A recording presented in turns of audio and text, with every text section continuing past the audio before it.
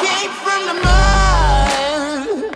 There's dirt on my hands. Strong like a tree. There's roots where I stand. Oh, I've been running from the law. Hope they won't shoot me down soon.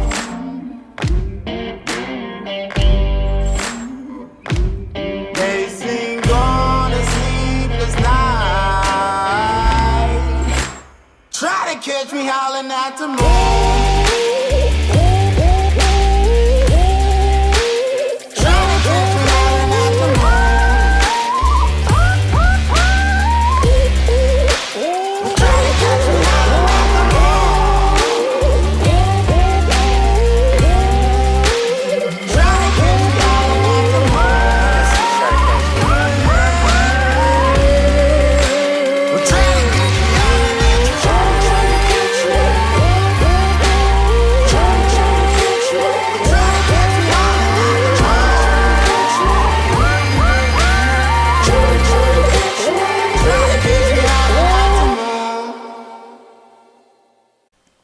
Let's go, Jeff. Here we go. Episode number 5 of Full Court Press, also known as FCP on YSN. You can follow us on Twitter at FCPYSN or on Facebook, Jeff Rizzo. Brian, what are we drinking tonight? We are drinking a beer called Frosty, and this is from Market Garden Brewery, and that's in Ohio City, right outside of Cleveland, on the west side of Cleveland. Cool little area. We actually went there a couple weeks ago. We watched our episode 4 from Town Hall in Ohio City. It's a cool little restaurant. Not a lot of people there right now because of the mandate and stuff like that, but there was a couple breweries there. Great Lakes Breweries there and Market Garden Breweries there. They have tours and everything, and then they have a restaurant where they serve their beer. It's a really cool beer. It's a good summer beer, and I figured since it's winding down, it'll probably be our last summer beer. This is a lime wit, and a wit beer is just a wheat beer that's flavored. So it's real light and refreshing. And I got a really cool Howie's koozie. I bought hockey. This is hockey tape. Stick with the best. That's their logo. I bought so much hockey tape that I had the honor of getting a free koozie, so I'm going to use it. Hopefully somebody in Massachusetts sees this and sponsors us. So that's we need sponsors. We do need sponsors, and you know what? To talk about sponsors a little bit right now, I think we have enough clout in the show. Number one show in the area. Maybe in the whole state, Northeast Ohio. I don't know what's Midwest. in Cleveland. Maybe. But we're consistently getting between 1,500, 2,000 views. So if you want your company or your organization to be on the front of that, Howie's, Market Garden Brewery, Birdfish, Jamie, 721 Sports Club. Yeah.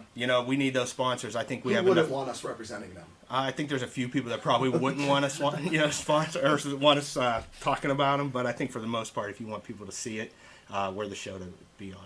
We're the show to sponsor. Well, tonight we got a great show. Yeah. We've got we're gonna have a new team member.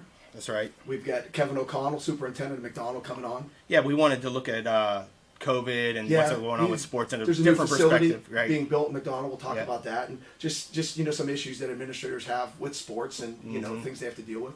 We've got Nathan Kish coming on, who's the champion basketball coach. He played for us in 1 year. One year, his senior year. Yep. Should be fun. Yeah, a couple of things going on right now that I'm a little disappointed in. One, the Pens lost.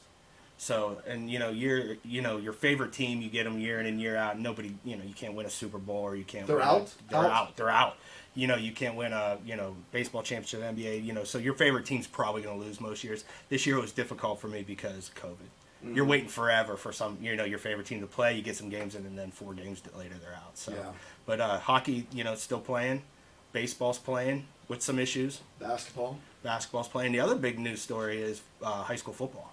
They made a decision to go to 6 games for playoffs. Yeah, I think it's just the first step, though, possibly of calling it a year. Yeah, I know. It's unfortunate. I know. All right, so those are the things that's going on. Here, what's going on is our roster. Yeah, we got a new team member. Yep. He's always been part of the team. He's a familiar voice. Yes. To FCP. Yes. People don't think he exists. He does exist. And we're going to bring him in right now. Here he is. Brent Grosskos from Hubbard. Hey. Yeah, buddy.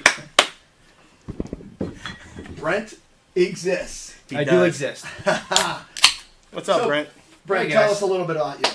So I'm Brent from Hubbard. known these guys my whole life, basically. So, you know, I'm a pharmacist with Walgreens. Manage one of the local pharmacies down here in Youngstown. Married. Wife also has known these guys pretty much her whole Graduated life as well. with us. We all graduated together. Yep. 2 kids, raised and gone. Very proud of them. Both kids doing well. My son Corey lives in Minneapolis. He's a biomedical engineer. Wow. Works for Abbott up there, working on heart valves, stuff I don't understand. Daughter is a nurse. Works down in the NICU down in Nationwide, down in Children's, down in Columbus. Okay, so she's in the NICU, so are you still worried about COVID with her? And I know as a pharmacist, you probably see a lot of that too. Is she seeing a lot of that? Her unit, not so much. Right. Yes, but absolutely, being in a hospital, yeah, you have to worry about that. But the NICU, a lot of special guidelines there. A lot of only seeing one parent, stuff like that. So she's a little bit more protected than some of the other nurses who would be more front line. But yeah, always a consideration. Yeah. So I'm gonna go just say it. You know, we grew up with Brent. We were with Brent a lot, and Brent started his family sooner than we did. So he actually had kids when we were still going out having fun. And my best story with Brent, we might get in a little bit of trouble. We telling stories already? We might get in a little bit of trouble with his wife.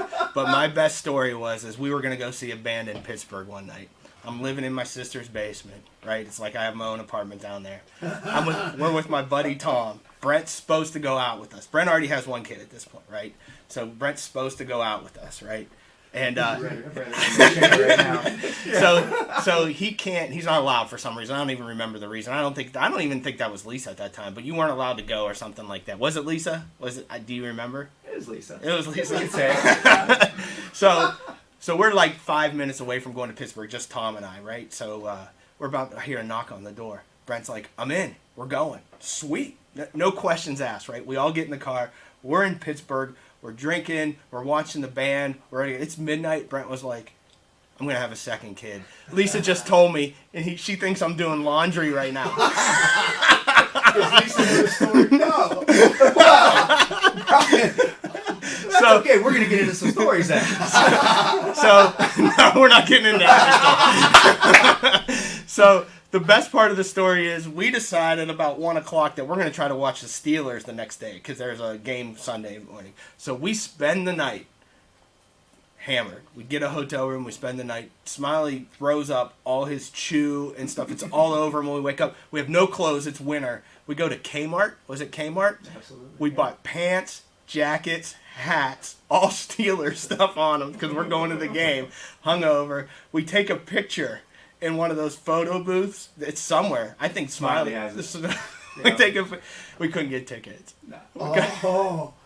We drive back. We watch the Steelers game. There's a big build up there. we drive back. We watch the Steelers game at 1 o'clock. Brent goes, "I think I better call Lisa." Because she doesn't think I'm doing laundry. I might have had her convinced I was still doing laundry. It was great. That was a fun night. So anyway, normally the first couple shows, your first guest here would bring you guys gifts. Hold on, I got one more. No. Yeah, you got one more. But now, I was going to give you some beer, but I'm going to keep that out. So anyway, I brought you some Guinness, Brian. That's awesome. Alcohol, Brian's easy. We're going to give him some Guinness. Attaboy. It's kind of I got a late call to get here, but I'm going to get you some Land Grant. I got a buddy opened a brewery down in Columbus called Land Grant. Okay. Doing pretty well. Brand new? A few years now. Okay. A few years now. They're in the shoe. So they're the only brewery that got it into the Horseshoe. They're also the beer inside the soccer stadium down there as well. Is that the crew? Is that still the Columbus crew? The Columbus crew, yeah. So I'm going to be going down there in a few weeks to visit Laney and run a quarter marathon with some buddies. And then we're going to go over to his brewery. So I'll bring you some good beer then. That's awesome. So you'll be the first guy that's drafted twice. We'll bring you right back on. Second, I'll have other stories. Jeff's a little bit more difficult. So I went, instead of a gift, I brought myself something to have maybe fit him in the memorabilia type thing here. Maybe get a signature from our 7th grade basketball poster. Oh my. I still have that somewhere. You still have that? Oh you my can get God. Jeff there? Look at that stuff. Bring it to your side a little, Jeff. Yep, a little bit more. That's cool. Yep. Yeah. I still remember that. Still I have got it that? somewhere. So what I was thinking is I'm going to get Jeff to sign this. We should get And all then- the signatures that we can. All we need is yours. That's All we true. need is yours, because once this thing takes off, it's my retirement plan right here. Good luck with that. You better stick with Come up with a different Lisa. plan. You better stick with Lisa. What do you mean? The great thing about that picture is 7th grade, right? Seventh Yeah. grade. Bob Toot has a full mustache Oh, in yeah. that picture. He had a full beard in 5th grade. Absolutely.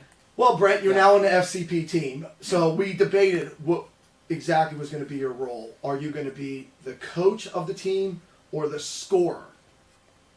Because you're a sneaky scorer. When we would yeah. play, you were the guy that kind of hang around the free throw line a bit. You'd hit those elbow jump shots every once. So you would get a few points here and there. Yeah, the only way I was scoring is that they were doubling Jeff. And he got me. Now, never much of a scorer, so I'm going to have to go coach. All right. We need a coach. Because we're We done do. coaching. We're done We coaching. do. We're general managers We got at this captain. point. Donnie's a captain. Yep. We cut our first pick. He's gone. He's gone. Yeah. So Donnie's our captain. And he wasn't picked up by anybody else. No. So No, we he's made out of the league. we made a mistake. Yeah. But we got a coach now. We got a captain. We got a couple players that we got last week, Right. which Jackie's a scorer. Jackie's a scorer. We probably just get the ball to Jackie. Makes my job easy. So that's it for the intro to Full Court Press. What do we Yeah. got tonight? What's going on Well, next? we got Kevin Brent's O'Connell. coming back. Brent's Brent's coming back for the coach's office, of Since course. he always asks the first That's right. question, we figure we'll just have him on. That's right. And then he can contribute because Brent also, for those of you that maybe don't know, Brent also coached with us for Yeah. 15, 20 years almost. He was so- the calming influence on our team. Right. Absolutely. You wouldn't know it by Jackie tasked me early on. She said, keep Jeff out of jail. yeah. Don't let him go into the stands. For the most part, I was able to keep. I was out of jail. Yeah. Never been in jail. Yeah. Almost went to jail that last game. Yeah, maybe. All right. Thank Who else God is everybody on? loves me. So we got Kevin O'Connell to start the show. Yep. Tip-off interview. Superintendent McDonald. Superintendent McDonald, and then we got some segments. Yep. And then the last shot is going to be Nathan Kish from Champion. It's gonna be fun to interview Nate. You know, Nate's very opinionated. Yeah, He was one of our players. He's a good coach, so it's gonna Yeah. be interesting what he has to say. we've beaten him a couple times too. Have we ever lost to Nate? I don't think so. I don't think so. 2-0. Yeah, we'll have to talk to Nate about that. I don't think we played him outside of Champion though. Yeah, we'll we make. played him at Lordstown or Maplewood. I don't know. We'll make sure we rub it in. 2-0. Yep. All right. Coming up next, we got Kevin O'Connell with the tip-off interview. Tip-off interview. All right.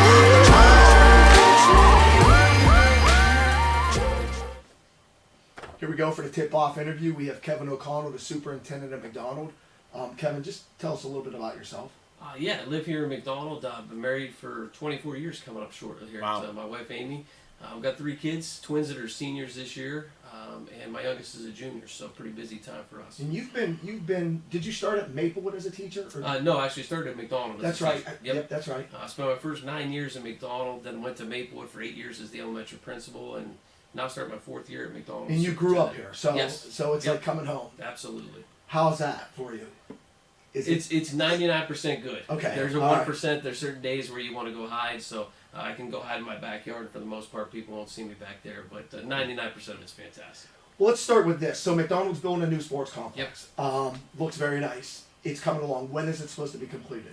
We're working on a couple of phases right now. The first phase, which will get us basically to the all-weather track, the artificial turf field, everything around it, that should be done in the next couple of months. Then we're going to start on the second phase where we start looking at buildings and the grandstands and lights. So the goal for us is to be able to practice track this year. We don't have any meets scheduled, which is Okay. fine because you got to get on that schedule quite in advance. And football, we're looking at next August. Hopefully, we'll be ready to go. Now, that's a pretty big piece of land down there. Is Yeah. there future plans maybe of a baseball field and possibly a school even? Yeah, I think that's one of the things that attracted us to that land. You can't find land in McDonald, period. So when we found 36 acres, that was something we had to do for the school's sake. So we have those options now, which we didn't have before. Sure. We're very landlocked where we're currently at. So now we have that choice. So we have actually looked at a baseball field. We tried to design the stadium to where we left footprints for all those other things so they could happen. Well, McDonald's High School is 100 years old. Correct. Yeah, it's we'll be coming up 96 years old right now. Wow. Beautiful building. Yeah, sure. The custodial staff takes care of it like it's their house. Yeah. But it is 96 years old. I know. As the former basketball coach, over the last couple of years, we've renovated the gym, new bleachers, Just some nice features. Yep, the LED lights this year. LED lights, right. Was a big thing. I'll never forget, we brought a contractor in there and he said, well, where do I go to turn the lights on in your gym? And I pointed over to the electrical box. And he said, sir, I said, where's the switch? And I said, well, yeah, that's the switch. Yeah, It's been like that for probably 40, 50 years. We would go in there and there actually would be tape or colored coded which ones Yeah, you would no hit. one did. You So would just knew go which right one to down the turn on road, or right? off. So now I can actually turn them on with my phone. Okay. So we're saving electricity. It looks a lot better. Oh, in it's the way gym. nicer. I mean, you just walk in, they come on Yeah. automatic just Yeah. from movement. So. Yeah, so big improvement for us Yeah. there. Now, we got COVID, and last year obviously sports were shut down in the spring. We just read situation at McDonald with the football. Yep, absolutely. So somebody from the team was exposed or has COVID, so you had to shut down football. Correct. Yeah, we worked with the Trumbull County Health Department over the last 48 hours, and I know by the time this shows, it'll be a couple days later, but they did a great job with us contact tracing. So our biggest goal right now, make sure that kid obviously recovers fully. Sure. And right now we're just have our team home, making sure there's no other kids that come down with So them. do they have mandatory 2 weeks off, or how's that work? Actually, what they did is they went back 3 days from the day that the symptoms were seen, and then they want to know who was with them. So they started Okay. a little bit prior to that. So it'll be about 14 days when it's all said and done. Do you? I mean, we hate to speculate, Yeah. but what do you see is going to happen here? Is this 50-50? I mean, is it up Yeah, in the I air? mean, it's hard because if you look at some of our sports, like golf started last week. So And we're they're already- actually playing. Yeah, Yes. so we're already going. They had 2 matches last week. They have 3 this week coming up. So they're moving. Tennis is going to get going here. Obviously, football is the one that is going to drive things, and we just don't know where that goes. Ohio High School Athletic Association 6-game schedule. Right. We talked Yeah, about we- that in our intro. Yeah. right? Yeah, I think that's something. In my opinion, I think they wanted the governor to hear a plan. Yeah. Now, whether he thinks that's an accurate plan, I mean, because of course, a day later, then you hear the MAC cancels football. Right. Right. Or not cancel. I shouldn't say they moved it to They spring. moved it back, right? Yeah. So we know that that's a real possibility for us. The shame is that you see all these kids working hard, Yeah. and they're Yeah. back up there. It's bad enough to think it might be gone, but when they work this hard, they're all ready to go, and then it might get ripped out again. That's really concerning. for Sure. us. As an Our- outsider, I think we always look at superintendents. You are in a no-win situation. Yeah. No matter what decision you make. It's a half- lose-lose game. Yeah, half the people are not going to agree with you or be upset that they're losing a season or they're going to school or whatever it is. Yeah. Do you feel like you're getting direction from other people, or are you working as a group? Because from my perspective, it seems like the superintendents have a lot of power to make decisions at this point. And I know that's your Yeah, position and no, heavy is the absolutely. head and all that stuff, Yeah. but do you wish you had some more direction from the Oh, state? it's been tough, and there's certain aspects that we would love to hear the governor just say, "Hey, do this." Right. Right. Now that we say that because he didn't tell us what that is, because then if he told us, we might be complaining on the backside. Right. So yeah, we definitely want some kind of structure so we can work within. As Trumbull County Superintendents, we're meeting every week. We meet with the health commissioner to hear what they have to say, but everybody's kind of waiting. Everybody's playing that waiting game, and there's a lot of political cover people are taking. Nobody wants to be the first one to, stick their head out there and say, "Okay, here's what I think." What So- other thing too is that we always talk about this. I mean, everybody's so sports driven, but you've got to worry about education. Yeah. I mean, that's number one priority. I mean, there's a Absolutely. lot of things bigger than sports at this point. And anymore, I feel like we're not even have enough time to talk about education. It's cleaning supplies, healthcare supplies. I didn't know what a thermal scanner was a month ago. Right. Now kids are going to walk through a facial ID, thermal scan, get their temperature every Wow, morning, right. touch free. We got more hand sanitizer in that building right now. Yeah. You We can have- swim in it. Yeah, we have our technology room at the elementary school. That's all you can see is cleaning products in it. So that's kind of sad to see because I think again we're taking our focus away from that main goal, but we got to keep people safe too. To kind of, Yeah, to piggyback on that a little bit, you're in a community that sports is king. Tradition. The tradition and the success McDonald's had. Was it hard for you to be a superintendent and try to balance the education versus sports? Because I've been to a lot of board meetings at Yeah. McDonald, and it's a lot of sports talk. Yeah, And absolutely. so how do you bring it back to education or the health of the kids and stuff like Well, that you're in this right, kind of town? When COVID hit, everybody talked about like last spring. I mean, we could have won a boys and girls state track championship. Yeah. Now we had to do it, but we had the talent on that roster to do it. We had one of the best softball players in McDonald Yeah. history that we Yeah. lost. You look at cross country this year, we have the odds-on favorite on the boys' side to win a state championship. Football team's prime. The golf team Awesome. might be the best golf team we've ever had. Right. Yeah. So there's that pressure. They want sports For sure. to happen. There's no question about it. So you do always have to wrap them back around to why we're actually here. Yeah. And I do believe sports plays a huge role, but we can't forget education. In life. Yeah, I mean, absolutely. The health of the yes, kids, health. obviously, Yeah. right? So I mean, right now, I give our coaches credit. they've kind of set a stage for the teachers coming back, because a lot of our coaches are doing exactly what we're going to be asking the teachers to do. Health assessments every day, taking temperatures of kids, monitoring their symptoms. They're doing a lot of the things, cleaning the weight equipment. Right. If you see what they have to go through just to get a workout in. I talked to Jimmy, he's washing down the balls between every kid that comes in, just to make sure that everything's safe for these guys. Yeah. Just to switch gears a little bit. So what year is this as the superintendent? Year 4. Year 4. So you've been in it. On an average season, a basketball season, whatever, football season, how many phone calls do you get? Who's coaching? No. So on a typical season, you get 100 phone calls. Now that I'm not coaching, you probably only get 2 or 3. No. Honestly, it's not that many. Okay. I mean, there's always the moments that you're going to get a few phone calls. The one thing people want to talk playing time. They want to talk. I don't talk that. Okay. Yeah. That's just. I mean, we hire a coach. That's your job. Right. Now, unless you see something crazy going on a field or on a court. I mean, I'm undefeated now. I haven't lost a game in a long time, so I could sit there at a football game and say, "I'd run this play."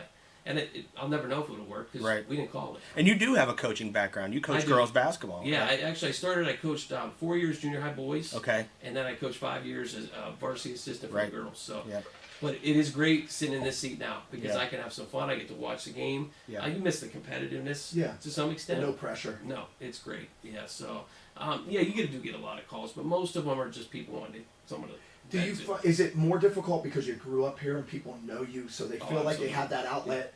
Yeah, there's no question, and that's the challenge. You just want to listen, because usually I'm not going to solve their problem. They just want to know you care enough to figure it out. And most of our parents are good people. They just have those parent calls on sometimes. Yeah. And with my kids right now, the one thing I was brutally honest with them. I'm going to tell you if you can do something, I'm going to support you all along the way, but I'm not going to ever give you false hope. Yeah. And I just appreciate their hard work. Yeah. Right. And that's all I ask my kids to do. So that's what I try to remind these And parents. kids have different talents. Yep, For sure. absolutely. Not everybody's going to be a golfer or a football Yep. player, but that doesn't mean they can't be a great artist or a great teacher or whatever it might be later on. Absolutely. And just like about everybody else in McDonald, you run, right? I see you Yeah, running up I and go down the always street. try to, yeah. So has that been a little bit more difficult since you've been superintendent? Are you afraid of You passing not certain run on houses? certain streets? There's certain blocks where you run faster, and then there's other spots, downhill spots where you don't have to run quite as fast. I do watch cars sometimes. Yeah. And I jump off on the curb. No, it's a great time to run it because nobody goes faster than 25 miles an hour. There's a stop sign every inch you go. So great time to run it. I mean, at any given day, you see dozens of people out on the streets. So Have you ever been confronted on a run? oh, I've been stopped. Have you really? And there's nothing worse than you're in the middle of a 5 mile Workout, run. Yeah. And someone says, "Hey, can you stop for a minute?" Well, no, because I'll never be able to start up again. I'm like, but you have to. So I do, and I'll sit down and just listen and hear them out. But that's pretty regular. I will say this: when I coached at Champion for 4 years as the head coach versus McDonald, because I live in McDonald, it's much more difficult to live and coach in the same district or the same city or whatever you want to say. And I think that's Because across the board. it Teaching, is, superintendent, same Because thing. I could possibly go to Dollar General and see a parent who doesn't like me, whereas out of Champion, I was never in Champion socially. And literally, we would go back to Champion, and then we would hear 10 issues. We didn't hear them, and we weren't there. 'Cause you So could go you would go right. And actually, a little shout out to our former varsity assistant Charlie Stingle, who Was great. who handled our issues. Yeah, he was Like he didn't even tell us. he was the sponge of Yeah. our problems in Champion. Yeah, And he Charlie, listened to everything. he just wouldn't even tell us what was going on, which was good. So we Unless he just felt it learned was from important enough to hear it, which was Right. great. But yeah, that's got to be No, tough big as a difference. superintendent. Yeah, and when I was a principal at Maplewood, it was the same thing. Yeah. 35-minute drive home, and nobody in McDonald knew what was going on in Maplewood. Right. And Yeah. so there was that little bit of a balance. So it's something that, with my family I got to work on. Actually, it's probably harder on my kids. Yeah. With them being in school, having to handle discipline issues or major items for them. So I give them credit because, for the most part, it rolls right off their back. I don't know if I could have handled that when I was. Do they young, get so. chirping? Oh, nonstop. Snow Really? days are brutal. Yeah. I mean, they're just sending text messages like crazy to my kids. So my kids have learned just to egg them on a little bit. Yeah. They can tell them whatever they want, because they know not to ask me. Yeah. But my kids will enjoy that with them. But yeah, I got to give them credit because that's got to be a difficult task. Well, you had mentioned, final question for you, had mentioned, good golf team. We get great high expectations this year for McDonald's sports if we end up having sports. I mean, Absolutely. the girls basketball team is returning all 5 starters, Yep. and they went to regionals last year. The golf team, I think, is relatively young even. Yeah, there's one senior on the golf team right now, and I'd say he's our number 3 golfer. Okay. So the top 2 are a junior and a sophomore. Yeah. And they finished two of the top 3 at the greatest golf for the valley. Right. Right. So there's a ton of talent there. Girls basketball, what a great chance to bring Tony Matisse back in. Right. Successful coach. Yeah, I had some wars against him when I was coaching with McDonald girls Right. back then. It was Logo McDonald battling for almost a decade. Both had great teams. Yes, Yeah. absolutely. And Tony always did a great job, so I got a lot of respect for him. Boys So it's been great. basketball, Jimmy Francicelli's coming in for me, and Yep. listen, he's got a pretty good team, Yes. and they got a chance to compete for a district championship. Yep. He's got a lot of pieces. He's going to He have does. to learn to move around, but I mean, that's why we brought him on board, because we know he can do that. And he's an experienced head Yep. coach. Absolutely. Had a great interview, did a great job, and got a golf outing coming up. And not to minimize the other sports, but the last one, football. I mean, they're returning basically their whole team from last year, Big senior class. and they made the playoffs last year, Correct. Yep. right? And they should have a whale of a season. No, and in that playoff game, they lost in overtime Yeah. to a team that ended up going to the state championship Yeah. game on their field. So that was a great Lucas. game. Yeah. Well, Yeah. Is that the game you thought you almost got arrested? Yes. Yes. Now, the funny part, the side story to that, I don't know if Brian knew that. So, as we're trying to get Donnie out of there, Right. and then Jeff's going, and so I'm trying to get Jeff out. Yeah. And then I look behind me, and there's my daughter is now screaming at a lady from Lucas, and I thought, oh my gosh, what am I going to do now? Yeah, you don't have enough And- arms. Yeah, and she said to me, I said, what are you doing? Because she knows, and she said, when they started yelling down and your daughter got upset, she goes, I was done. Yeah. I was going to let that lady know, and I thought, oh man. The call was made, and I Yeah. was obviously yelling at the officials, and their locker room happened to be right next to our locker room. Yeah. So I did my normal thing. I didn't go in the locker room. I just started screaming loudly from the outside. Well, they didn't come out. Yeah. But the police officer finally came over to me, and he said, hey, calm down. He was really Oh, nice, absolutely. calm down. And I said, did you see the call? And he goes, keep yelling. Yeah. That's what the police officer said. No, that was definitely It a was something to classic, say, yeah. a classic way to end there. I It mean, was. the worst ending you could imagine. I don't know. I asked you that question about a week later. I said, was that harder, or if you would have won and having that game pulled from Right. you and not being able to play that last It- game? I it's don't a know tough which. one. Yeah. I always say I'd this, rather have won. I would have rather won, no doubt about Every it. but, time. we Yeah. talked about this a while ago on the show. It's Richmond Heights was very good. Yeah. I don't know if we could have Absolutely. got by them. I would have a partial state championship banner in my house Right. right now. Hey, if you didn't It'll be lose- right behind If you us. didn't lose, you're still in it, right? Well, Absolutely. before you go, we've got a little segment for you. It's Yeah. called Over Under. We always do something with our interviews. Okay. For you, we're going to be respectful and we're going to keep it Okay, clean. We're not all going to right, I work. appreciate that. But this But- one, we're going to talk about the sports in McDonald. We're going to give you a number, whether it's wins or you top Okay. whatever. All right, And this you're is- going to have We're to going to put say. you on the spot. Okay. So you're going to have to say over or under for this year, assuming that the seasons, we already know football 6 plus playoffs, and all the Okay. other seasons go their full season. And there's a little twist to this. Yeah. Not with we didn't ask for your permission, but here's what we're going to do. So there's 5. If you get the majority right, Okay. we'll donate $50 each to any charity you want. Okay. If we win, you get All right. Okay. last. You got to donate $50 to a charity. You got it. All right. The only reason we did that is not only should we donate money to a charity, but we thought you would just homer it and go over on everyone. Yes, I was so practice. I gotta get, because I'm still probably going to do that anyway and just pick my Just wallet leave the out. $50. Yeah. Because that'll be easier than going back to work tomorrow. All right, we'll start with football. Okay. 6 wins. That includes playoffs? Clues playoffs. Oh, it's over. For sure. As long as You're we can play the confident in games. that. Yep. Okay, Yep. boys basketball, 18. Playoffs included Yep. again. I'm going to say it's over. Okay. All right, I should write these Jimmy down. said over on that. Yeah. Or Jimmy said 18. Yeah. Yeah. 20 wins girls basketball. They got a loaded schedule this year, but it's with the playoffs, it's over. Okay. Yeah. Top 5 in the state, cross country. Boys or girls? Boys. Boys, top 5 in the state. They got a lot of young pieces in that. I'm going to say that might be under. And I might get in trouble when I go home on Okay. that. I don't want to put pressure on those kids because Okay. there's a lot of moving parts there after Brody on top. All right. Well, at least we got one that You you're got going to be in one. trouble I'm for. going to get beat up on that one, too. All right, the last one, we're going to have somebody monitor this, so you're going to have Okay. to put one of your staff people on this. Okay. 100 is the number. Complaints in the next year, 365 days about the new sports complex. Complaints? Yep. Under. No, I wouldn't have said that last year, but we got it started now. People are seeing it. So All right, You so- know what? I was just going to say the same Yeah. thing. I heard complaints before. Now that they see it and it's actually coming along, Yeah. not just land. When they put I that hear turf so many down, compliments. yeah, that turf, that whole corner will just glow. Yeah. So I think Yeah, it's gonna be that'll very end nice. those comments. Well, I'm going to tell you right now, you already lost that one because I'll call every day and make sure. We have caller ID now, so I'll just tell everybody don't answer that.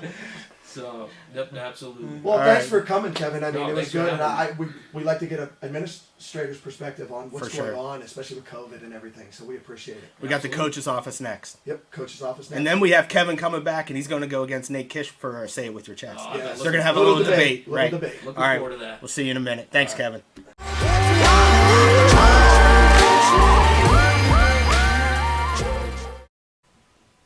All right, we're in the coach's office. Well, Brent always asks the first question, so we decided we're just going to bring him on board. And If Brennan's we do it already live. said that I'm not allowed to tell any more stories. I got some things in my back pocket. Brent's telling stories now. No, not tonight. We'll bring him back for my stories. It'll be later. All right, Brent, what do we got? First question. First question is, as a head coach, how important is your out-of-conference schedule? So that's something we've talked about as a group. I think it's overrated. And I've said this, privately we talk about this. I know we took some heat. People thought we played an easy non-conference schedule, which I disagree with. I mean, every year we played a Girard, a Niles. We played Champion a couple Like times, bigger schools. JFK. Yeah. And then we also reached out to some bigger schools, and they wouldn't play us. It's a no-win for It was some a of us. no-win. Right. I mean, and we were pretty good, and they were okay. Right. And And- so if they beat us, they should beat us. Yeah. If they lose, oh my gosh, you just and lost let's to face McDonald's. it, we scrimmaged a lot of those schools And- every year, yep. and we beat them. Right. So we probably would have beat them in games. But the argument is always that you prepare for the playoffs by playing harder, bigger. yeah, schools. and my only counter argument to that would be, I don't think playing a game in the first week of December gets you ready to play a game in March. Yeah. It's 4 months later. I mean, I just don't think that that's going to get you where you need to be. I think more importantly, you want to play competition. Don't get me wrong. Yeah, you don't wanna wanna roll. play whatever 7-8 games non-conference and beat everybody by 50 points. Right. So you want to be competitive, but you also want to win. Right. I think creating a winning mentality. A few years ago, Braden Poole senior year, Zach sophomore year, we were 20-2, but we entered the playoffs with Yeah. a loss against Struthers. Right. We thought we'll schedule Struthers so that we're down on the court. Yep, you because see- that's where we you play see the district. field house, right. And, we play at the field house, and that would prepare us better. Well, we lost, Right. which Struthers was very good. Yeah. Wasn't unexpected. Yeah. But then I think it changed our kids' mentality. Yeah. Instead of going into the tournament on a winning mentality, we're kind of like, eh. And I think And it cost us. I think our biggest success, and I think it is probably translates to most sports, is the momentum going into the playoffs is probably more important. than Absolutely. ever. If you I feel agree good about 100%. yourself and you're playing your best basketball, those are Yeah. the teams that go farther in the tournament. I agree. Let me say this. First of all, talent wins. For Talent sure. trumps anything else. Yeah. So I think if you look at our conference, I would argue out of the 8 schools in our conference, we probably play the toughest non-conference schedule. Yeah. I'm trying to think who else there is, but I think we play the toughest. I mean, you look at some of the other teams. Well, let's throw it out there. Sebring this year. Sebring what 8-0 non-conference? They were ranked number 2. There's the burning bridge icon. The burning bridge icon goes up in the I corner. mean, but they were ranked number 2 in the state of Ohio. Yeah. Coming out of non-conference games. Right. And the first thing that happens, they lose to Louisville on Tuesday night. Right. I think it was either the first or second game of the conference. And then what happens next? We beat them on Friday night because they played such a weak Right. non-conference schedule. And I think that that's numerous teams in our league. So I would argue that we played a pretty tough non-conference schedule, especially for Division 4. Sounds like you're saying it is important. No, I don't think. I'm just saying we did play a tough schedule. Yeah. But I don't know how important gotta it balance is. it. You got to You gotta balance, balance it. And I would You say got to know your kids. You got to know what you want. That's you're yeah. expecting that That was the year. point I was going to Right, make. What you're about- expecting that year. You don't want to overschedule. You don't want to bury the kids. You want to get them feeling good about themselves, but you also want to see some competitiveness. Well, you bring up a good point here. Is what people don't understand too. Most schedules are done 2 years in advance, and people would be like, "Well, you know that you have a good team coming." No, you don't. Yeah. A So lot how of times much you don't input know. do you have? Very little. Yeah. I personally, I'm sure coaches do have some input. The only time I ever got involved would be later, more recent years. Yeah. Only when we were lost a game or something. Like our schedule wasn't filled. Sure. And then the ADs would reach out to me and say, what do you think? Right. But they're not asking you 3 years from now, who do you want to be? no playing? chance. And I'll say this, I actually went to our ADs just recently, this past year, and said, listen, you can see what's coming through the ranks. And there's some lean years at McDonald. You're going to want to get back some of those connections with some of the smaller schools in the area. The schools that had dropped us. When I first came to McDonald, I mean, we were playing Lordstown and small schools, Latonia. Right. And we upgraded considerably, but you don't want to be playing, Warren JFK every year when you have a lean year, or even Niles and Gerard. Right. Although those are kind of rivalry games, so I think they'll probably keep them. I mean, and in the end, you're looking at what? 4 or 5 maybe games, because there's always a few games that you're playing every year. You're playing Gerard every year. Every year. And Niles has become every Right. year. But think about our schedule this past year.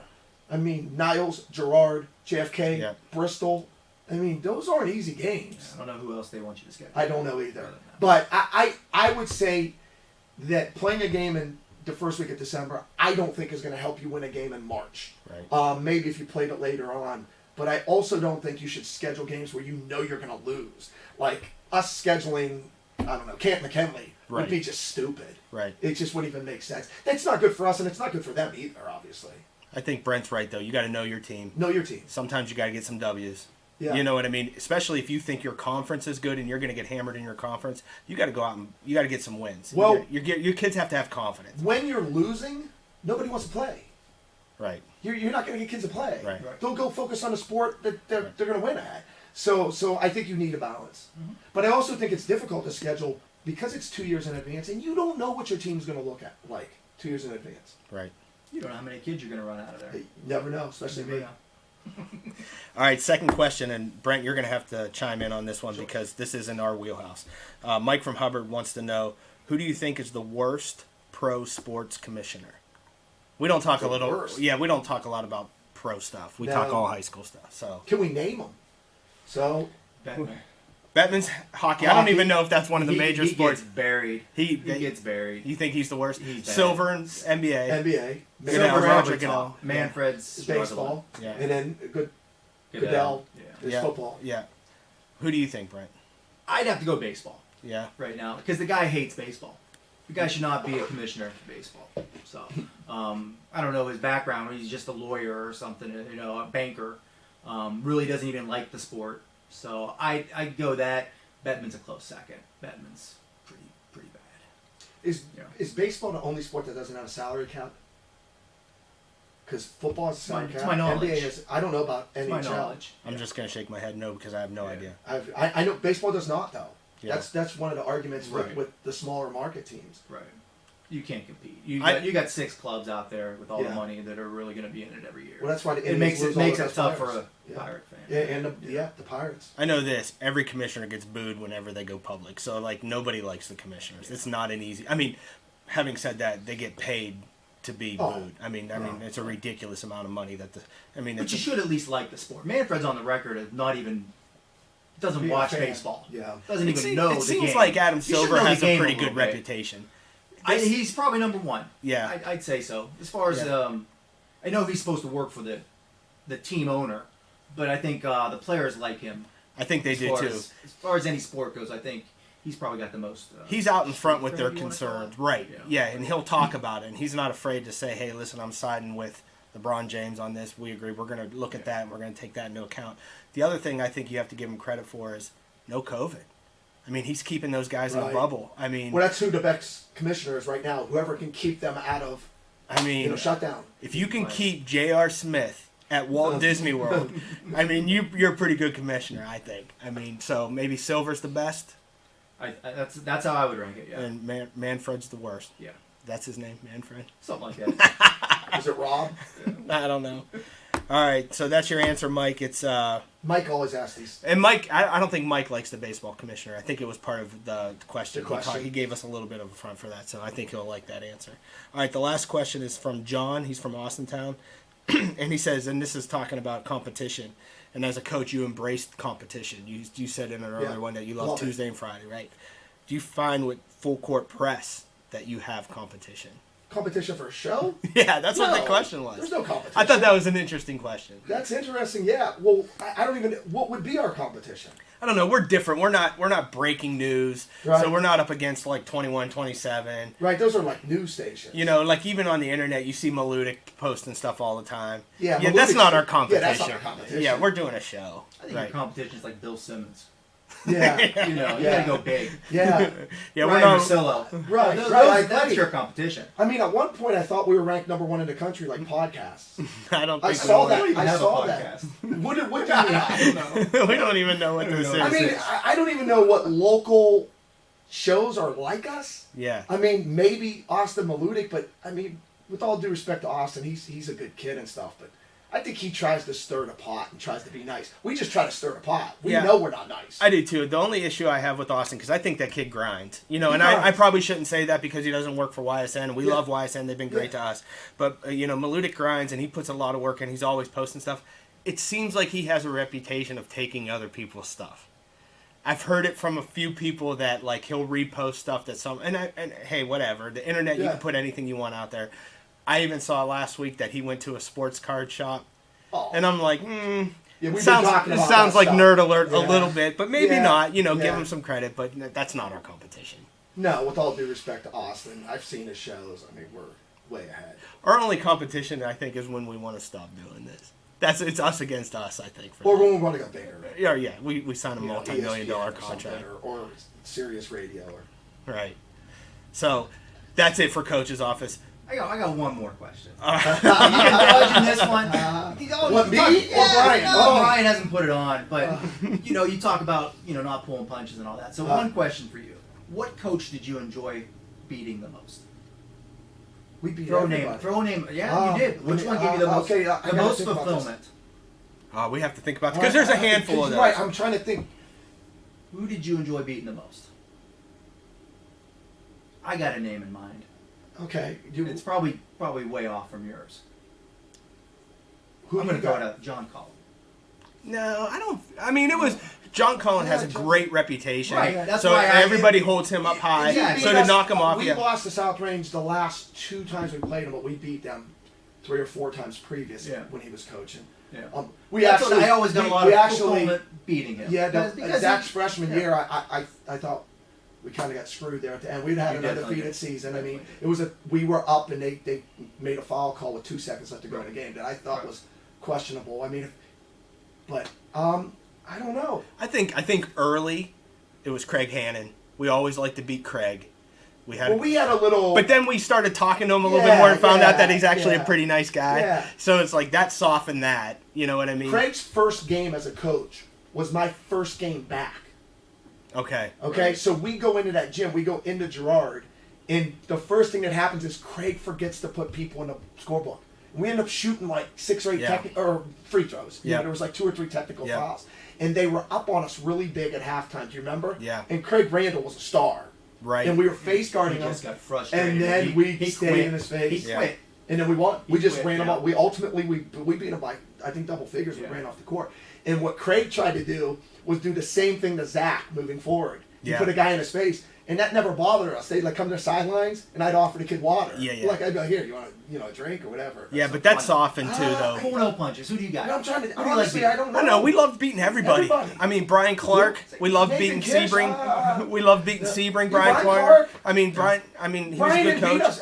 Brian beat us the first 2 years we went to McDonald. We made it to the district finals. We One lo- of them completely Yeah. unexpected. Yeah. And Brian had very good teams. Oh, yeah. And they Great beat teams. us. I don't know if Brian ever beat We us loved after beating that. Ridge. We loved beating Lowellville. Dell. Yeah. Yeah, Not no, really. I don't know. I don't No, know. either. Bolts, back in the day. Nah.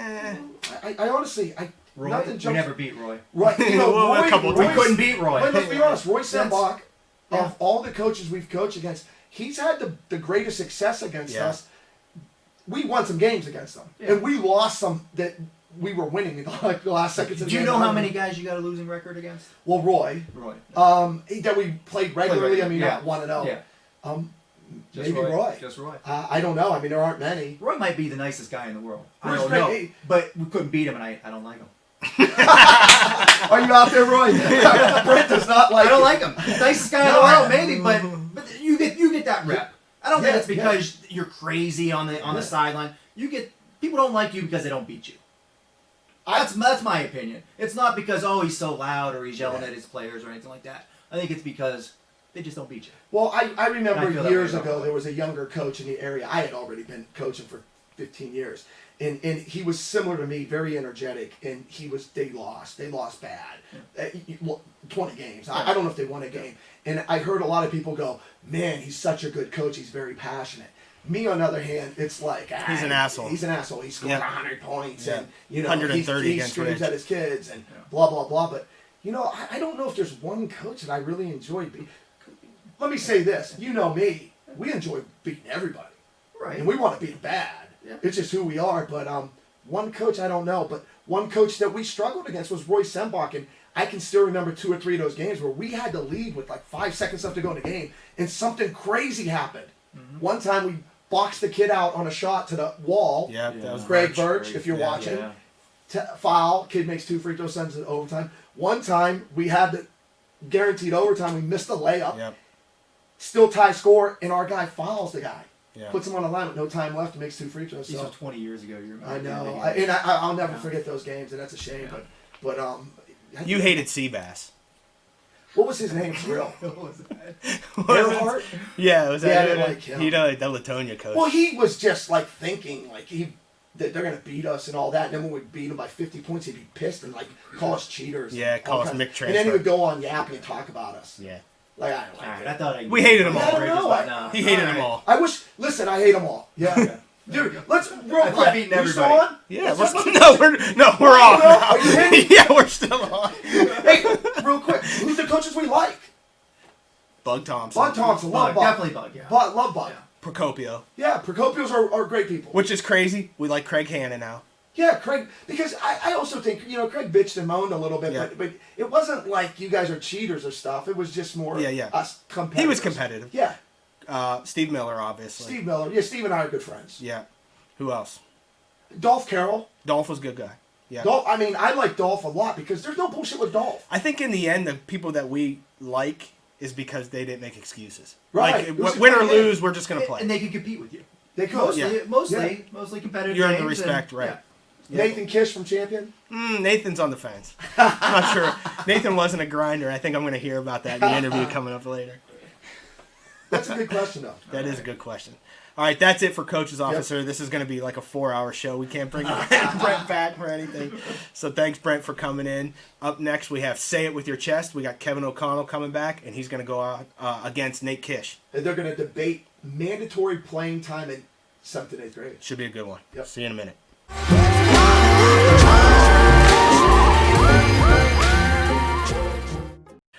All right, we're back with Say It With Your Chest. Go ahead, So Jeff. we have Nathan Kish and Kevin O'Connell here, and they're going to debate a topic, and the topic that we decided was mandatory playing time for 7th and 8th grade. We have Kevin O'Connell, who's the superintendent at McDonald's, so he's going to take the perspective from a superintendent. Right. And then we got Nathan as a coach. Now, these two know each other. There's a history. Yeah, here. there's a history. So Nathan is a teacher out at Maplewood, and Kevin was his principal for many, many years. So they've known each other for a long time. They're good friends, and we're going to get 2 different perspectives right now. All right, so if you had to bet, I don't even like. I think we probably both side with Nate on playing on the time. playing question. time. Right. But we're not administrators, so Right. we don't got to deal with the headaches necessarily. So when this goes up and we put this on Twitter poll and stuff, who do you think's going to win? I don't know. I have a. You're I have a betting guess. Kevin. You know I I'm tell betting. you what. Here's what I think about this. I don't care what they're debating between Nate and Kevin. I think Kevin's probably smarter, and he's probably going to win my the debate. God. Well, I'm going to go with Nathan. But here's the flip, though. no way here's that's the flip, though. Nate would never believe that, and no matter what Kevin says, Nate still thinks he's going to win.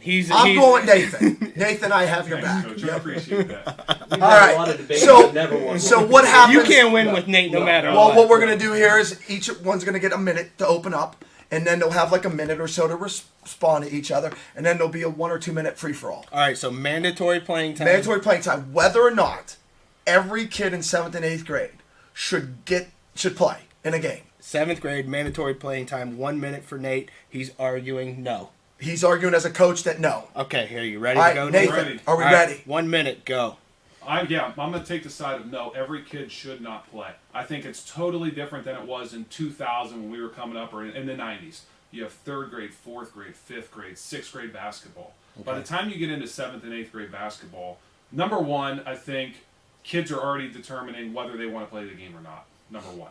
Number two, Basketball has 5 guys on the floor. I think this is what makes it so hard. There's only 5 kids at play. Basketball, you cannot hide a player that struggles. We'll just say, or isn't as talented, or you can't hide those kids. And if you want to create a competitive team and a competitive program, you can't go 2-14 in middle school. Right. You got to learn how to win. And I think I know that every kid deserves a chance. I just don't think they do. You got to earn that chance. And I don't agree with just cutting kids and saying, well, we're going to have 7 kids on the team. So We've done that. Right. I don't want to do Time. that. Kevin's up. All Go right. ahead, Kevin. Yep. 1 minute.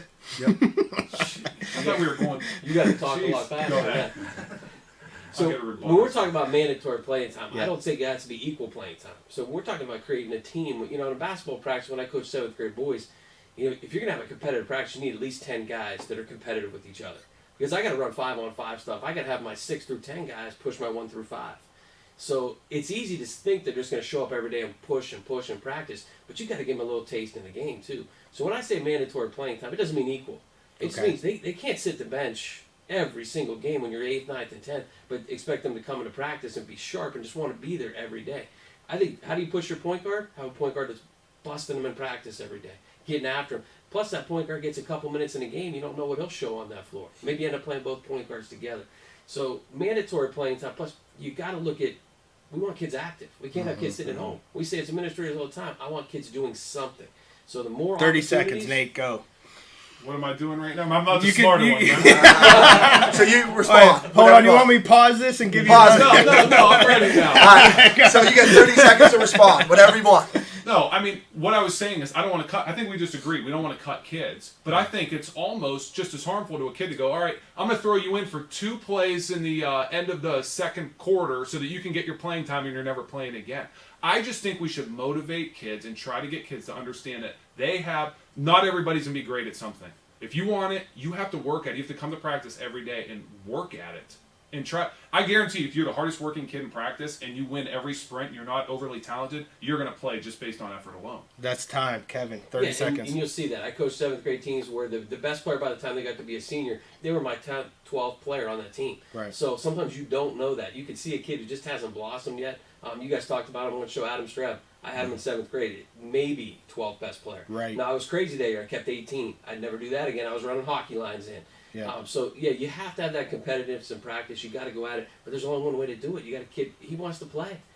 All right, that's it. We got a free-for-all. You guys can go back and forth. All We right, got good, 2 'cause minutes. Go. That was too quick. All right, go ahead. No, I agree with that stance. My point is I don't think you can just say, hey, you play basketball, you're going to play just because you play basketball. I think that sets up, it defeats the whole purpose of playing sports. Like, for example, I'm in the band. I played the French horn, all right? Because Were you a grinder?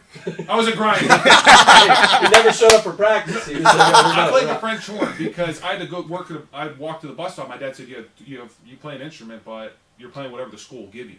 So I played the French horn. I was 3rd chair. No one ever said, "Hey, out of 3 you did the people, first I was chair." the worst." Yeah. No, it goes. You know what? For one song, we're gonna let you play 1st chair. There's nothing else in this world. But the difference there is Everything. everybody still gets to go on Friday night and play in that band. So, yeah, you might not be the 1st chair, but when someone's sitting in the stands and your parents are watching you play, they don't know if you're 1st chair, 2nd chair, 3rd chair. They just know you're out there and you're a valuable member to that group. They know where you're sitting that you're the worst one. No, not in marching band. Yeah. They'll never know Well, not in marching band Yeah, when you're in so- the band. I think at Champion they had like a symphonic band and a concert band. The symphonic band was a good band. The Were you in concert that was band? bad. Were you in the Well, I symphonic quit band? by high school. Wasn't a grind. Which is what I think Clearly, comes, I mean, it's just what it doesn't comes happen. down. You learn in those years Yeah. at what you're going to be good at. Well, there's one I thing- wasn't good at band. I wasn't good at art, but When I you was watch better a at junior sports. high game now, one thing you hate, when I started coaching 7th grade basketball, Jim Hillman gave me one rule. You play man-to-man defense and you bust their butts. He told me, I can set up a zone to win a game later. I need a kid to play man-to-man. And you see now, people want to win junior high games. They play a 2-3 zone because nobody could shoot. But that 2-3 zone, the kids are lazy in it. They're no fundamentals. They're not moving their feet. They're not playing hard-nosed man-to-man. So I'd rather play that way, even if I might have lost a game, knowing that those kids, because in 7th grade, my job's not to necessarily win the conference title. It's to make sure the varsity coach All right, wins so the here's a conference title. question. You have a kid who just comes in, he's on the team, he knows he's going to play on Thursday night, and he's just going to loaf through practice and you're going to play. Then he doesn't play. No, so when I say it's not equal, you got to work at it. That's what I'm saying. You see, mandatory, when a coach says to me, hey, I didn't play this kid because he was late for practice, he didn't show up as an administrator, I'm going to have your back all day. But if he's there every day and he is winning in the sprint, give him an opportunity. Some coaches, they want to But play. then their mom and dad go, well, you know what? He said he practiced. No, you trust your coaches on that one. But when do you see coaches want to play their 6 through 10 all at one time? You don't have to put all of them at one time. Put 1 or 2 bench kids in with 3 starters. Because then they'll say, well, did you see I got buried? Well, yeah, because you played all your 6 through 10 at the same time. Why'd you have to do that? Give a kid an opportunity. Because when do you know you're going to need that kid if you get an injury? Right. Then all of a sudden, you got to pull him off the bench. He better be ready to go for you. So I don't here's like the cutting case. them at that age. Yeah. I'm not saying cut them. What I'm saying is if you're the 15th man on the team, then you have to learn how to work hard. And I go back to that story in college. I had to learn that I had to work hard and find my role, and I had to play defense. So Nate, as a you don't think they should cut in middle school? I'm saying just you curious can't now. keep 20 kids. Yeah. I make But that you want to mistake, keep, you want to keep 12 kids. I think you want to keep, like you said, you want to be able to play 5-on-5. You know- I want kids to be part of it. I mean, I truly believe this. The reason we have sports is so that kids can learn something that they don't learn in school. And some of those things are just those tough things like I didn't get to play.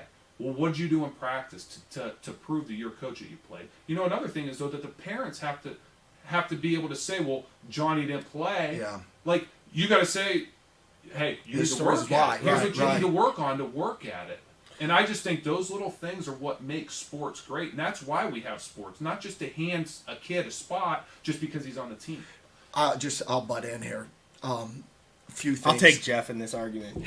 I know some leagues have mandatory, like you play the Yeah, first and right. third quarter and Yeah. another group plays the second quarter. I can't buy into that at all. Never. I mean, that's just ridiculous. And you know, I don't want to use our stories all the time, but like just using Zach as an example, for him to had to sit on the bench in 7th grade for a kid who's never played basketball before is outrageous. And probably Zach never will played play moving baseball, forward. Exactly. so it wouldn't be Exactly. fair if he goes out for baseball and they have to split And time. that's that equal That's playing time. the stuff I don't like. I don't think it has to be equal. I No. really don't, because you are going to see a difference. There's no way around it. Years Yeah. ago, we had an administrator, for the wrong reasons, come to us and say everybody had to play in a game. It was for the wrong reasons. It was based on a lie that a parent complained, saying that we didn't play the kid in all the games. And he didn't play in like 4 games, but like 3 of those games, we tried to put him in, and he didn't want to go in. He was Yeah, afraid. right. And then the administrator came and said, well, you got to play everybody.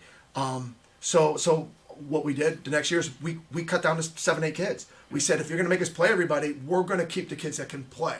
And it did create a problem. It was a problem. There's no mistake about it. It created a problem, but we kept the kids that could play. My final comment would be, when it comes to playing time in the middle school, is what I have found is if you play a kid 1 minute, then they want 2 minutes. Yeah. Then they want 4 minutes. And that's the only difficult thing. I don't like putting a kid in for 15 seconds. I think it's embarrassing to Exactly. the kid. Especially at the end of a You game know. instead of I just think it's embarrassing. I do, as I grew as a coach, head coach, I ended up coaching a couple middle school games for various reasons. The coach was sick or you know out of town, whatever it might be. I had found later in my life it was much easier for me as a head coach going down to play everybody in the first half. Sprinkle them I in. just sprinkled them in. Yeah. Yep. But Like I you didn't. talked I about. didn't care about winning because I wasn't directly invested. Exactly. You know, when I coached middle school when I was younger, I was cutthroat. Yeah. I thought it was the Super Bowl every game. Yeah. So I wanted to win every game, but it's not an easy. We had that subject. same experience. One of our when I was coaching girls, we had just lost in a district or regional final game. We lost a regional final game. Our 5th grade coach threw his back out. I had to go coach a 5th grade game at Girard the next day. Person I'm coaching, it's like their biggest thing in their life. Yeah. I'm sitting there, I'm coming Yeah. off a regional final loss, Yeah. watching this guy coach 5th grade basketball. But you're right. I mean, it's just a perspective. And the Yeah. first half is a great way to get them, just get a little bit of action. That's in when there. I found it easy to do, is to sprinkle them in the Yep. first half and not worry about them in the second half. But I also didn't care about winning Yep. because I wasn't directly involved. Can I say this though? Yes. I don't agree with having a kid on the team and not letting them play the entire year and I'm sitting. I agree, I Nathan. want to play them as much as I can. I want Yes. them all to get into games. You but know there's what gonna our be role- times where it shouldn't have to be mandatory. It's that not a guarantee. every Yes, right, it's we not a said guarantee. to the kids and to the parents that there was no guaranteed playing time. Right. We wrote it in capital letters. But then I privately said to my coach, I want every kid to play. And listen, if you're playing in a championship game, maybe he doesn't play. Exactly. But Exactly. you try to find a way to get those kids in. And I told the parents in the parent meeting, listen, if your kid sits one game, I don't want to hear from you. If your kid sits 2 or 3 games, you need to call me because I don't go to every single game, and I need to talk to my coach. So that there's no way a kid should be sitting the whole season, or they shouldn't even be on a team then. Well, you talk about your parent meeting, and people always say, "Does he really say that stuff?" I said, "Yeah, because I sat in on it." Oh, yeah. I was, my son played. Yeah. He was 7th grade. I said, "Yeah, he absolutely." I mean, So what about put it the out. argument? So what about the argument though that 12th kid might be a star and that because you didn't play him? Yeah, and we've talked about this at length over the years. We've missed a How couple. many kids have we missed over a 20-year period? Not many. We've missed a couple, and those kids typically, and I'll use Adam Streb since we already brought him up. Adam Streb also grew a great deal and completely invested in the basketball, and had a great senior year. We had a kid at Champion, Josh Ozanich, who didn't get off the bench his 7th and 8th grade year.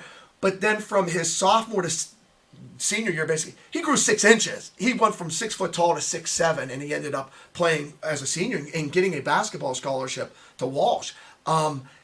We didn't miss on many kids. We didn't miss on many kids. And what I have found is usually that 12th kid on that basketball team in 7th grade is probably going to quit basketball anyways. The vast majority of the time. Yeah. Sure. You have to find a balance. Yeah. And it's easier to do as you get older.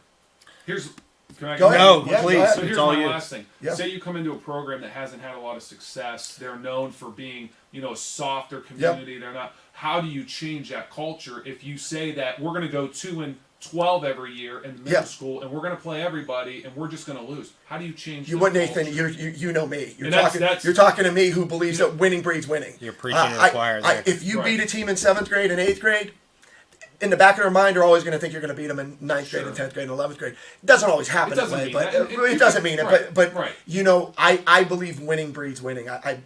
We live our lives a little different. I live to win every day.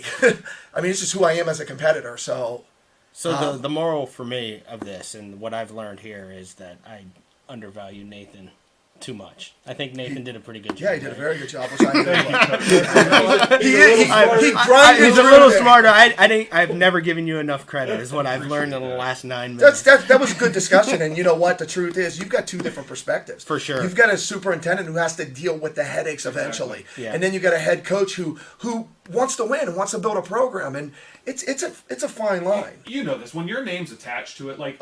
For Kevin, no question, Nathan. For Kevin, his name, he wants McDonald to be great at sports. Right. You talked about the educational piece. Like he's the leader of the education. You're the leader of the basketball team. No doubt. Your name is attached to it. His name's not attached to it. So when your name's attached to it, you want that program to be the best it can be. I'm down at 3rd and 4th, 5th grade stuff. I know all the kids, and I want to because my name's attached. When it fails, no one's going to blame Mr. Grabowski at Champion because it failed. It's my fault when it fails. So I want it to be. Well, Nathan, let me say this, and you'll remember this name, John Gibson from Champion. John Gibson was a great high school and college football player. He was like the last cut of the Cincinnati Bengals, and he coached and taught out a Champion for 35 years, and was the football coach numerous times and did a great job. And John Gibson told me when I was a young coach, he said to me, "You will be evaluated more on Tuesday and Friday nights than you will Monday through Friday in the classroom." And it's a sad commentary on our society, but it's the truth. Yeah. I mean, if we go 20-0 as a basketball coach, I don't want to say people don't care that we're not teaching, but they care less. They want to see you win. Right. Now, Kevin cares that you're not teaching as a superintendent, but the fan doesn't. And it is our name. And someone made a comment, bashed McDonald Elementary basketball one time, and I said I went at the person. And they said, "I'm not bashing you. I'm bashing McDonald basketball." And I go, "Who do you think is McDonald basketball?" Right. And I'm not saying that as an egomaniac, but that's me. Right, that's my exactly. name. That's what you get paid to be. You're the advocate. for Yes. that. But if you can find a partnership where the administration allows you to do what you need to do, then you can have an honest relationship to where if there is a line that you get close to, sit down and talk behind closed doors, you walk away, exactly. and everybody's on that same page. Kevin, you hit it. You as a superintendent have to have faith that you hired the right people. And if you don't, then you need to talk to them behind closed door or get rid of them. Right. Or eventually get rid of them. Right. And then the coach also has to have faith that the superintendent's going to get their back. And we even said that as a coaching staff. Like I tell my coaches every year, listen, we go to the locker room in the coach's office, you can say whatever you want to me. Yep. but you better not be saying it in the public. Right. That's a completely Now, different beast. Sebring So. then used to make me have to actually get his back because I used to have to sit behind him on the bench. You did Although- sit In behind between. us. Although I thought, man, security, we're gonna need someone bigger than me, but I did it. But no, that's that relationship. If you have Yeah. both pieces to that, Yeah. then if there's a line that either one kind of gets close to, you have that conversation, Right. and you get where And you I think that the biggest thing for you as superintendent is to support. Where you're at, you support the guy that you hired, and Right. you kind of allow him to do a job. I mean, you came in, and he was the coach already, so you kind of had to just, do what you could to try to keep him under control. Well, the reality though, Back support. trying to keep. The reality at the end of the day though is like Kevin, and I mean, you were fortunate. I'm not going to pat her on the back, but you had me, who was experienced coach, successful. Coach Yeah, Williams, Danny. who was successful, absolutely. experienced. Coach Roop, Yeah. successful, experience. So it's not that it was easy for you because you got No, headaches, but but it was different. It's I a mean, tradition that's there. Yeah. And we talk about that. There's going to be a big challenge with that moving forward, though, because a lot of those coaches are heading down to Or- where they're not going to be there much Right, longer. absolutely. So we know the pressure that's going to be in Yeah. finding people to take those spots. Yeah. So, yeah. that was a good debate. That's it for Say It With Your Chest. If you liked what Nate said, he's coming right back for our last interview. Yep. So Yep. we're And going he's to hear a lot tell more us a from little bit Nate. more about himself and champion basketball. I'm still going to say vote for Kevin, but Nate shifted me a little bit. It was a good It was a good one. conversation. Thanks, guys. Nate Kish is up next with the last shot interview.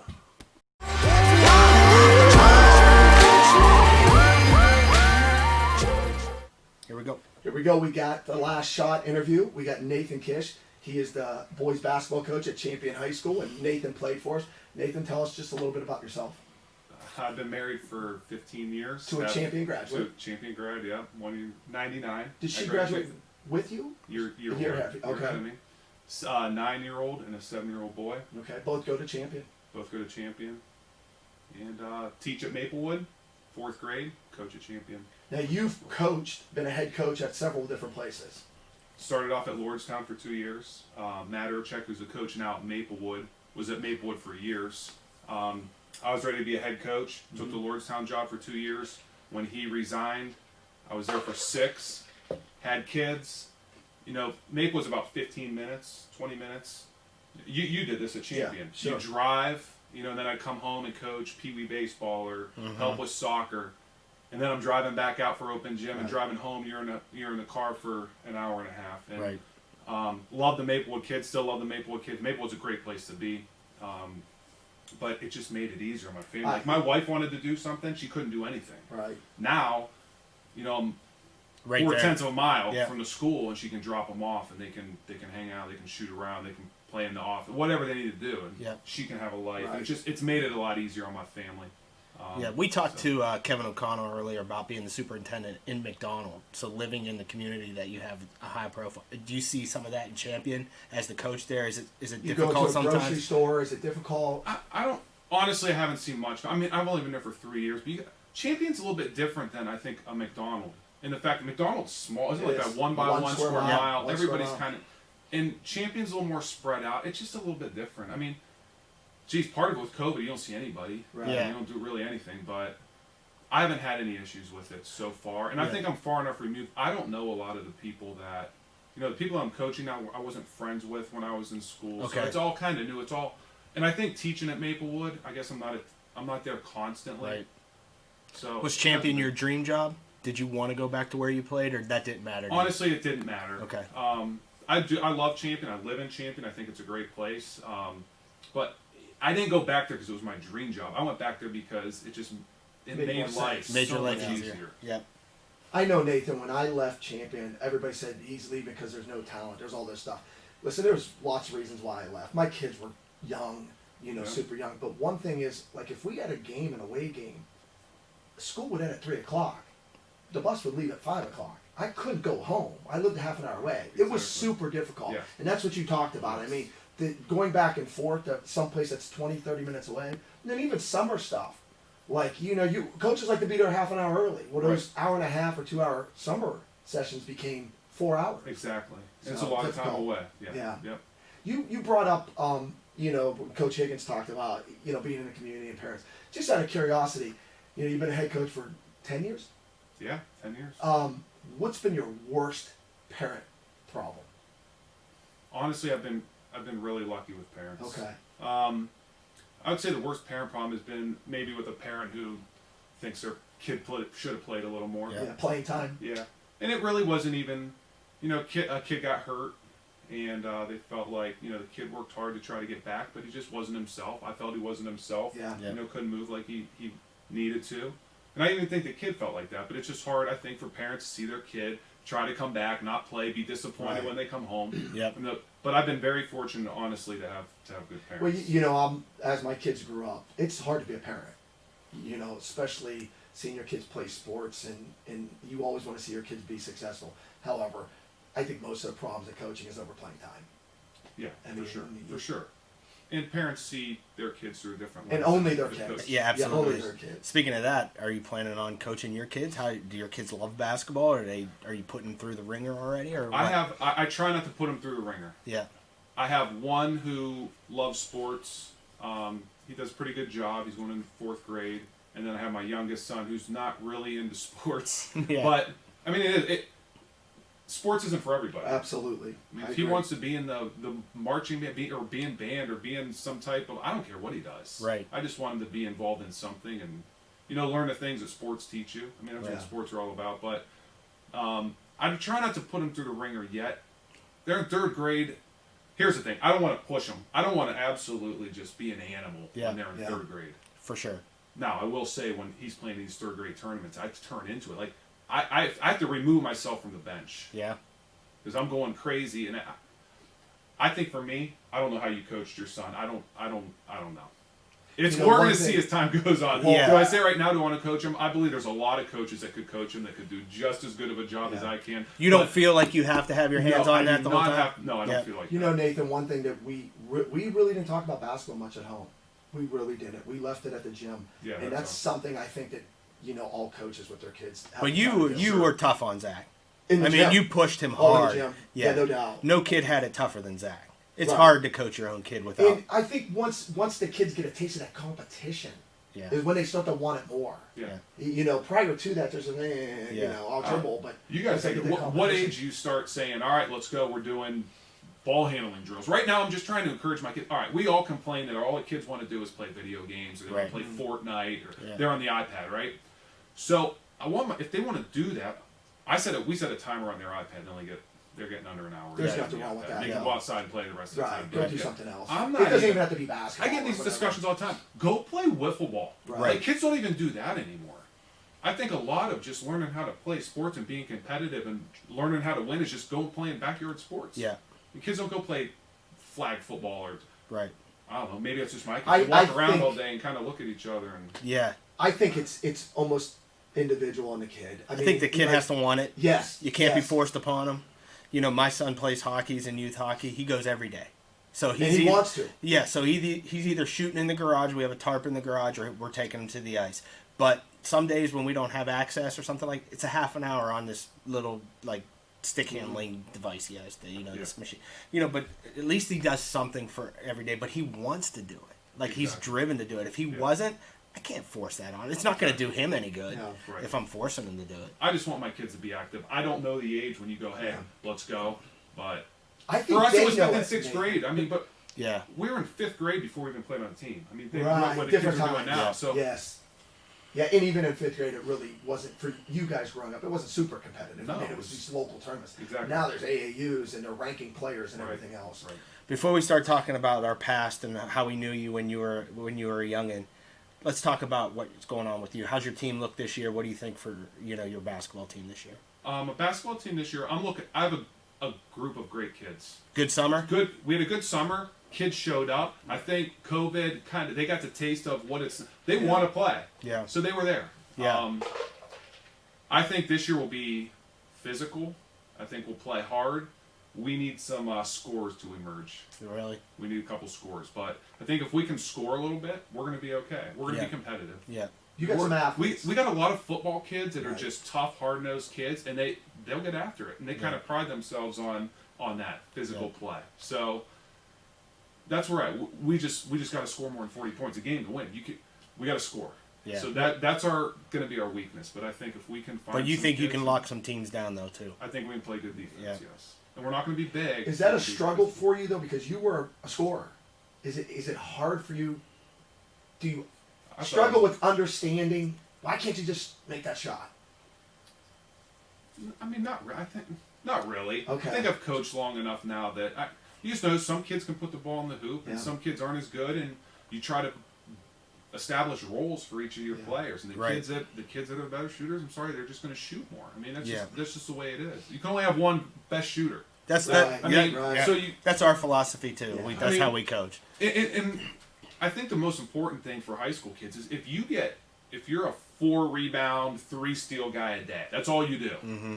And if you can sell that to them, those guys are just important as the guy that I agree. scores. Right. If you don't get your 4 points and your 3 steals, we're not going to win. The You've problem gotta go is get when those. that kid thinks he's a scorer and vice versa. You know, Right. That's when Parents you run think into he's a trouble. scorer. Right. Right, but I think the successful programs are the programs where the kids buy into their role. Yep. And another thing is that's kind of unique is that I was lucky enough to go play in college. Yeah. And when you're in high school, I'm not coming out of the game Right. very often. I didn't come out of the game, and then I went to college, and I was a role player. I was an average basketball player. How did you adjust to that? It was hard. Yeah. Super, super hard. I can remember being at Gannon University, and there's 20 people from championship. I didn't even get off the bench.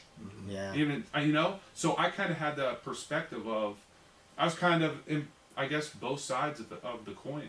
Like Pretty and humbling. so- yeah, and you learn that you have to work at it. Yeah. I know. I remember after that game, I was all fired up. I'm like, I should have been in the game. I'm a freshman playing on a team that was really good, went to the national tournament that year, and my dad's like, you have 3 choices: quit, just be a bench player for the rest of your life and accept it, or go get better. Yeah. Yeah. Right. And I got better and I got to play a lot more, and that's why I try to instill in my kids. But I scored 6 or 7 points a game for my career. But I guess the way I look at it is, if I didn't score my 6 or 7 points, we might not win that basketball For game. sure. So everybody's equally important on the team. Yeah. You mentioned you were a good high school player, played in college. Now you coach. What's harder, player or coach? There's different. I think it's different, Yeah. but what's hard about a coach is I feel like you almost care more. You feel like you care more Yeah. sometimes than your players I care. agree. Yeah. For sure.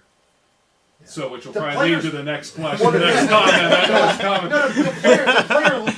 I mean, you lose the game and the player goes on a bus or whatever, and they go out to dinner. Or Yeah, whatever. you're not And sleeping fine. all night. and I'm not Yeah. sleeping. You're watching I'm film. right, exactly. So going back to your senior year, Yeah. Coach Brazil uses his speech literally every year after that. So that was his first head coaching job, right? Your senior year. First year. First year. We were very good. Yeah, we were really good. I always say this.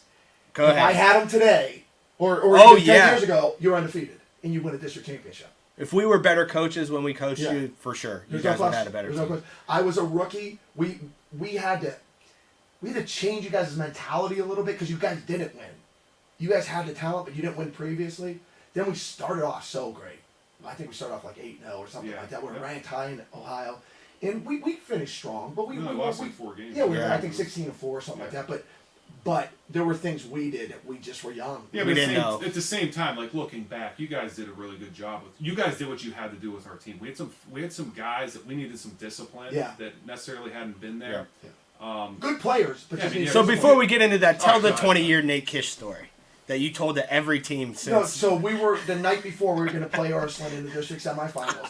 We were stretching, and Nate took a ball from half court and said, "If I make this shot, we get to go home."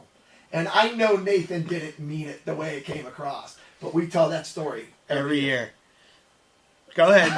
No, that's it. I'm just, if everybody knows me, I like to screw around. Go, Yeah, oh, we yeah, make it. No, yeah. we're done with Yeah. practice. But you No. were ready to practice. Oh, I was There, ready to go. there was no, Yeah. there was no Yeah. I couldn't question wait to you were play a great this one. player. Great Well, player. we used that for every team that wanted to screw around for the next 20 years. That was distorted bad. That was twisted. So let's talk about your high school years then. You had a great career at Champion then. All Yeah, time, I mean, right? You're one of the greatest Yeah. in champion history. Well, I mean, there's a lot of good players in champion. You're in the history. Champion You Hall of are, and, Fame. I mean, they had some. Yeah.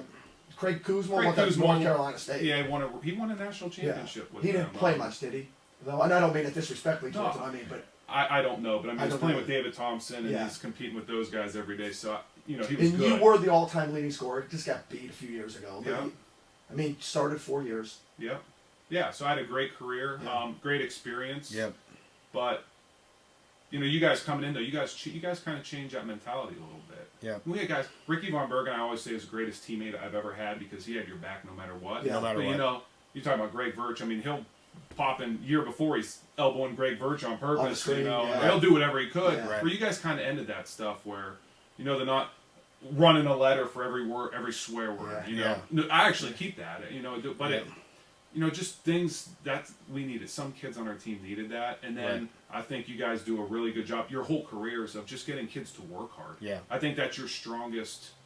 Your strongest suit as a coach. You guys just get your teams always work hard, and I think that you taught us that in that 1 year how to work it. So you can sit there and say, well, we could have a championship.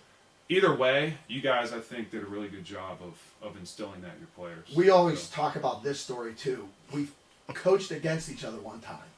One time, yeah. Yeah, champion played McDonald about 3 2 years. years. Well, Zach- Braden was a senior. Braden was a senior. Zach was a sophomore. We played at McDonald. 2 of your top 5 all time. Yeah. by Yeah, the for way. sure. And within the first minute of the game. Also, Nate Kish was in that top 5. Yeah. Nate, I had you too. I had you too. I did have you too. Should have. 2 should have been 1. I can't we put, should've went I one. can't put you on. Hey, I shot 14.6 times a game. I got the sheet. You gave it to Yeah. me. 22.6 points. The sheet. If you just give me 28 shots, I'm at 44, 45 points right there. Yeah, well, sorry, Nate. I needed can't more put shots. You on. Can't put you on. I put you 2 though. All right, we'll take it. I mean, Like, I I'm can't- really more upset I about can't- I'm not a grinder. I can't put you ahead of a 3,000 point score. Listen, Nate, I've heard the story that you wanted to quit practice before the semis for 19 years. How can I call you a grinder after that? So we coached against each other a couple years ago. Yeah. And within the first minute of the game, the officials had warned both of us. Yep. I mean, Yeah. it was a super Did competitive you do that on game. purpose, Nate? Did you come out No, on I fire? wanted to beat you. I Yeah. want to bury you guys. Yeah, yeah. Like, I mean, you guys have a really good team. You got 2 really, really good players. 2 players are going to play in college. Yeah. It was my first year at Champion. Yeah. Let's be honest. Like, you're talking about Roy Sembeck. You're talking about, like, Chad Kaiser. And it's not that you don't like them. I want to beat LeBray. Right. Yeah. Like, Right. they drill us 7 times in a row. I want to beat them. Right. And I feel bad for the poor refs Yeah, in you're that friends game with them. because I mean, you're- because those games I'm just amped up. Like, Yeah. I want to win those games. Yeah. In that game, I did not want to lose to you, And you lost. and we lost. Yeah, by about 20. Actually, it was Well, really it was close until the second half. It was competitive. It was fun. Yeah. I've noticed when I watch you coach, even we spent some time in the summer with you, you're pretty level-headed, but when you coach, you turn a switch. You kind of have a little Jeff in you. There's a lot of similarity between the two of you when you coach. Yeah, I think I'm pretty, somewhat laid back most of the time. Right. Go with the flow, but when competition brings out, I guess it brings out the best and the worst in you. Yeah. Competition. I don't want to lose. Yeah. I mean, I don't coach and spend a ton of time in the gym and think about it all night long and figure out ways how can we become better so that I can come in and lose. Right. I mean, I just don't want to lose. Right.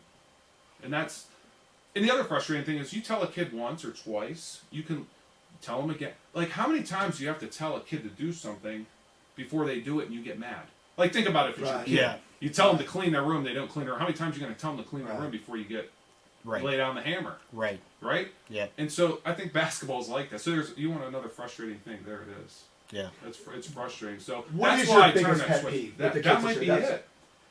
it. My biggest pet peeve with the kids right now is social media. And it's You it's get almost any of off that the with your court. team, or Yeah, is you that have off any problems limits? with that? I don't know because I don't have social media. I have Instagram. Well, see, Yeah. we have the kids That's it. convinced Yeah. on our team that we have all their social media accounts, and we go over them every day and make sure they're not writing stupid stuff. But Oh. my biggest thing is I hate to see 16, 17-year-old kids go in there and talk about other kids, other teams, and especially other coaches. Yeah. Yeah, I honestly don't get involved Don't in want- it. And here's I lived in North Carolina for 3 years. Right. And while I was there, I had a coach that I was a varsity assistant. He said, players play, coaches coach, parent parent. And the way I look at it, and he's like, anytime we try to step in different roles, and referees referee, but you try to step into the role of the referee, it usually becomes bad. Yeah. If I become the parent, it usually becomes bad. So I Right. try to stay in my role, and whatever they put on social media, I kind of let the parents deal with it. But I've never seen really champion Maplewood kids ever do anything Yeah. like that. So I guess I've been fortunate with it. Either that, or I just don't know what's going on. It could be All that right. too. So this is your opportunity to air any grievance that you want with Full Court Press. Coach Higgins, We've heard you don't from like the grinding thing, right? we've heard from a couple champion people that we talk a lot about McDonald on this show. Never any love for champion. That's Right right. on. love for champion. No love anytime. Oh, it's just McDonald. That's our You know, you story. gave me advice when I took the Lordstown job. You said, Nathan, make sure that this is a job you want, you can win in, because if you go in and your whole career you lose, people aren't going to want you to coach if you go somewhere else. If you come in and you go, yeah, my record is 2-40, Right. no one's going to want you. You better Right. make sure. Luckily, we had some success. Yeah, you did. But the way I look at it is, you guys come in and you go, you have winning seasons for 4 straight years. Champion put you guys on the map, and there's no love. Yeah, like we What look did at we it. put champion on the map? Yeah, we kind of look at it opposite a little Yeah. bit. No love. Put you guys on the map. Hey, Well, listen, you know- I say, we had some great teams at Champion, Yeah. some great players. I mean, you and your brother Mark, in the big picture, we had more team success at McDonald. Whether that be because of the tradition or the smaller school, whatever it is. Plus, I mean, we we were won better 6 coaches at district McDonald, to championships. be honest. I like as you said, I if would we love would look to have at you guys, look yeah. inward, we weren't as good at Your coaches when we senior were at year was champion. one of my most talented teams. And you're clearly the number 2 best player we've had. So you guys were 16. I get it. You guys were there for 16 years. Yeah. I just have to come Yeah. in and Yeah. give you a little bit. All right. Well, Greg Virch and DJ Gross like to say, hey, talk more about Champion. And we try to. We try to We throw just it out only there have a as few our years of stories. stories from champion. We Yeah. have a lot more from McDonald. So what are we doing next? We're gonna finish them out with the shot clock. Yeah, You want to we're gonna add finish it out with anything the shot before we clock. throw Yeah. this at you? Yeah. No, I'm ready. All right. So the shot clock is 45 seconds. He's going to have rapid fire questions at you. He's going to keep them clean because he's not always clean. But I guess if you want to pass, you can pass. Okay? All right. But All right. When we you're good? ready, tell me to All go. right, hey, let's go. You're just Wanna gonna move tell this me over? one or the other. I'm gonna give you 2 options on everything. Ready? All right, ready. Go. Pizza or tacos? Pizza. Be a famous actor or cure cancer? Cure cancer. Who's the best player, you or your sister? Me. Tough or loss, Bristol or McDonald? Bristol. Would you rather have 3 arms or 3 legs? 3 arms. Blondes or brunettes? Oh boy. It doesn't matter. Pass. Would you rather date an older woman by 10 years or a younger woman by 20? Older. Dinner with the in-laws. Would you rather have an accidental burp or an accidental fart? Burp. Darts or ping pong? Ping pong. Brush teeth with a clean toilet water or dirty lake water? Clean toilet water. Last question. All right, most annoying, your wife or your kids? Oh, my gosh. Pass. That's it for Shot Clock. That's it for episode Number 5. Yep. Episode 6, 2 weeks. Where do they find us?